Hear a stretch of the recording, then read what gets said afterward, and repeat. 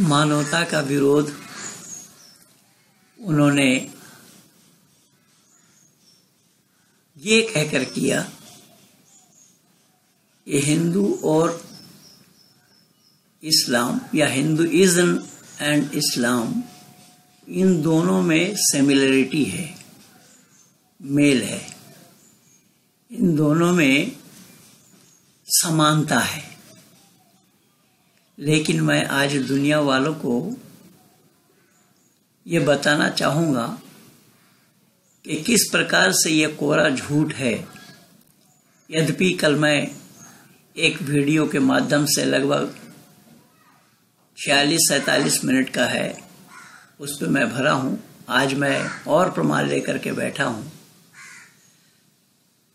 कि इस्लाम वालों की मान्यता है अल्लाह मुसलमानों के किए हुए गुनाहों को माफ कर देंगे। जैसा यही जाकिर नाइक साहब हिंदुओं को मुसलमान बनाते हैं और कहते हैं आप कलमा पढ़ो, अल्लाह सभी गुनाह माफ कर देंगे। तुमने पाप किया कि नहीं, गुनाह किया कि नहीं, तुमने चोरी की कि नहीं, तुमने गलत काम किया कि नहीं,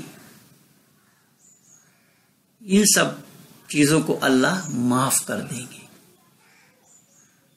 अब यहां सवाल पैदा होता है कि अगर हिंदुइज्म और इस्लाम एक है तो मुसलमान बनने पर ही अल्लाह गुनाह माफ करेंगे, हिंदू रहने पर अल्लाह गुनाह माफ नहीं करेंगे। तो यहां पक्षपाती अल्लाह है या जाकिर नाइक हैं? और अगर अल्लाह हिंदुओं के गुनाह माफ करने के बजाय सिर्फ मुसलमानों के गुनाह माफ करते हैं तो अल्लाह तो हो सकता है पर परमात्मा नहीं। तो जब हिंदुओं को ये शिक्षा मिली है, वह शिक्षा कुरान की नहीं है। हिंदुओं को जो शिक्षा ऋषि मुनियों से मिली है वह इस्लाम में नहीं, तो फिर इस्लाम और हिंदुइज्म दोनों का एक होना, दोनों का मेल होना, दोनों में समानता होना, ये क्यों और कैसा संभव हो रहा है? तो यह दुनिया को वर्गलाने के बजाय इसको हम और क्या कह सकते हैं? केवल इतना ही नहीं, आप देखेंगे कि अल्लाह ताला किए हुए गुनाहों को माफ कर देते हैं। यह इस्लाम की मान्यता है। और वैदिक मान्यता है अवश्यम में भोक्तव्यम कृतम कर्म शुभाशुभम, अवश्य ही भोग करना है किए हुए कर्मों का फल, शुभ हो और अशुभ, अर्थात इन शुभ अशुभ कर्मों के फल को भोगने के लिए ही जीवात्मा को बारंबार धरती पर आना पड़ता है। और इस्लाम पुनर्जन्म को नहीं मानता। यहाँ वेद में पुनर्जन्म बताया जाता है, यद्यपि कुरान में भी पुनर्जन्म है, मेरे वीडियो लगे हुए हैं यूट्यूब में। पर यहाँ मैं कुछ और कहना चाह रहा हूं कि वेद में किए हुए कर्मों के फल को भोगने के लिए इसी धरती पर आना जरूरी है।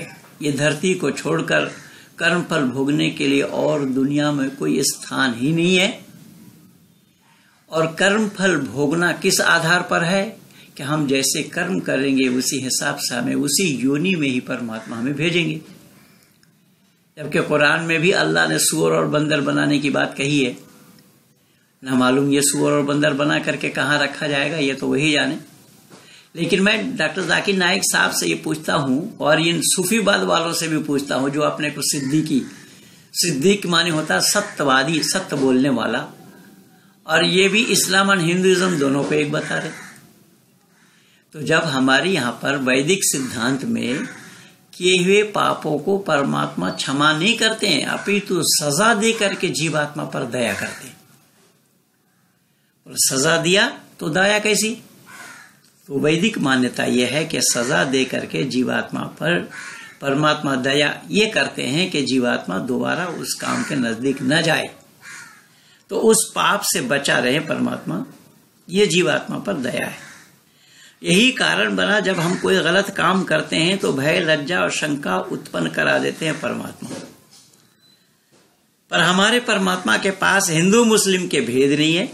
अब अल्लाह ने वहां भेद खड़ा कर दिया है कि तुम मुसलमान बनो तो गुनाह माफ कर देंगे अल्लाह, लेकिन परमात्मा भय, लज्जा और शंका मुसलमान गलती करता है उसके अंदर में भी भय लज्जा शंका उत्पन्न करा देते हैं, कोई हिंदू गलती करता है तो उसके अंदर में भी भय लज्जा शंका उत्पन्न करा देते हैं। तो जब हमारे परमात्मा के पास भेदभाव नहीं है, हिंदू मुस्लिम का भेदभाव नहीं है, तो फिर हिंदुइज्म एंड इस्लाम ये दोनों एक क्यों और कैसे हो रहा है? तो इस सच्चाई को जाने बिना न जाकिर नाइक सच्चाई को जानता है, न इनके उस्तादगण, चाहे वो अहमद दीदार हो, चाहे XYZ कोई और हो, कुरान के जानने वाले को, इस्लाम के मानने वालों को सच्चाई का अता पता कुछ भी नहीं है, ये नहीं जानते हैं। क्योंकि इस्लाम की मान्यता है अल्लाह ताला गुनाहों को माफ कर देते हैं। अब अल्लाह अगर गुनाहों को माफ कर देते हैं, वो भी हिंदुओं के गुनाह माफ नहीं करते, मुसलमान बनने पर तभी गुनाह माफ करेंगे। तभी जाकिर नाइक कलमा पढ़ा रहे हैं, कलमा पढ़ा करके मुसलमान बना रहे हैं। भारत के बहुत सारे हिंदू घराने के नौजवान उनके मकर जाल में फंसे हैं, और यहां तक कि वो अपने गर्दन कटवाने के लिए, सिर कटवाने के लिए भी आतंकवादी के गुट में शामिल हो जाते हैं। और उनको यही लोभ और लालच दिखाया गया है कि अल्लाह के रास्ते में कत्ल हो जाओगे तो जन्नत में ये मिलेंगे, ये मिलेंगे, ये मिलेंगे। ये बातें भी वेद में नहीं है, ये बातें भी वैदिक सिद्धांत में नहीं है। यहां जन्नत और जहन्नुम की बातें नहीं है, यहां स्वर्ग और नरक। स्वर्ग के माने सुख विशेष का है और नरक के माने उसके विपरीत, जहां दुख हो। इस संदर्भ में एक बांग्ला भाषा के शायर जो बांग्लादेश के रहने वाले हैं, शेख फजलुल करीम जिनका नाम है, जिन्होंने बड़ा सुंदर लिखा, कोथाय स्वर्ग कोथाय नरक के बोले था बहु दूर, मानुषेर माझेई स्वर्ग नरक मानुषे सुरासुर। ये कौन कहता है स्वर्ग दूर में, कौन कहता है नरक दूर में? स्वर्ग नरक है अगर कहीं, इसी धरती पर ही है।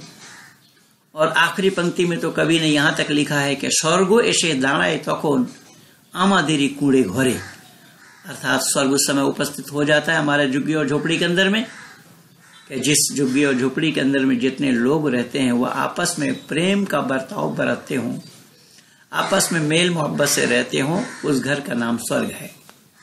तो मैं निवेदन कर रहा था, यहाँ पर जन्नत का लोभ और लालच इस्लाम में दिया गया है, वैदिक सिद्धांत में, हिंदुइज्म में इन बातों की कोई गुंजाइश ही नहीं है।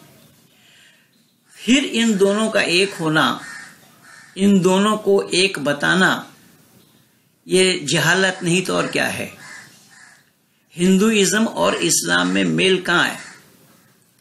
हमारे यहाँ गुनाह करेंगे, पाप करेंगे तो उसके लिए सजा भुगतना है, और कुरान में अल्लाह गुनाहों को माफ कर देते हैं। अस्तगफिरुल्लाह रब्बी मिन कुल्लि जंबिन व अतूबु इलैहि ला हौला वला कुव्वता इल्ला बिल्लाहिल अलीय्यिल अज़ीम कहने पर अल्लाह गुनाहों को माफ कर देते हैं। हज करने से भी अल्लाह गुनाह माफ करते हैं। अब ये हज का ही अवसर था, दुनिया के कोने कोने से लोग हज करने के लिए गए थे, और उनका मकसद और उद्देश्य क्या था कि गुनाहों से छुटकारा पाना, गुनाहों से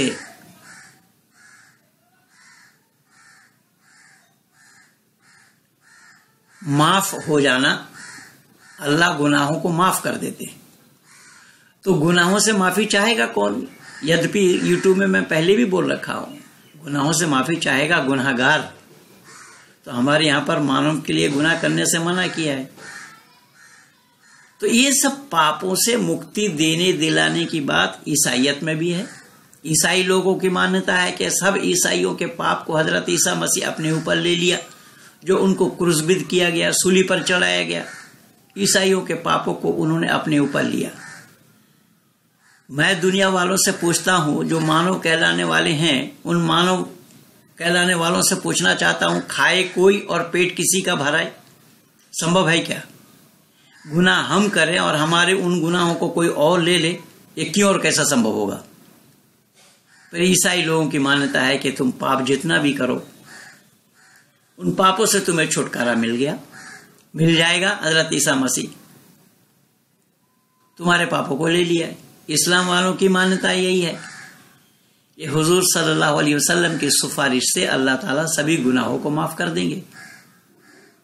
अल्लाह मगफिरत चाहेंगे मुसलमानों के लिए। इसलिए मैं कहने के लिए मजबूर हो रहा हूं कि कहता था खुदा कह दो न घबराए मोहम्मद, बख्शूंगा मैं उसी को जिसे फरमाए मोहम्मद। यानी मोहम्मद के फरमाने से अल्लाह बख्श देंगे। पर मैं कहना चाहूंगा कि तमाशा तो देखो, यह दोज़ख की आतिश जलाए खुदा और बुझाए मोहम्मद। ये जो तमाशा इस्लाम में है, हिंदुइज्म में कहां है? हिंदुओं के लिए कहां बताया गया है कि तुम पाप करो, तुम्हारे पापों से तुम्हें मुक्ति मिल जाएगी? आप कहेंगे कि पौराणिक जगत तो मानते हैं। पौराणिक जगत माने, लेकिन पौराणिक जगत भले ही अपने मनमानी ढंग से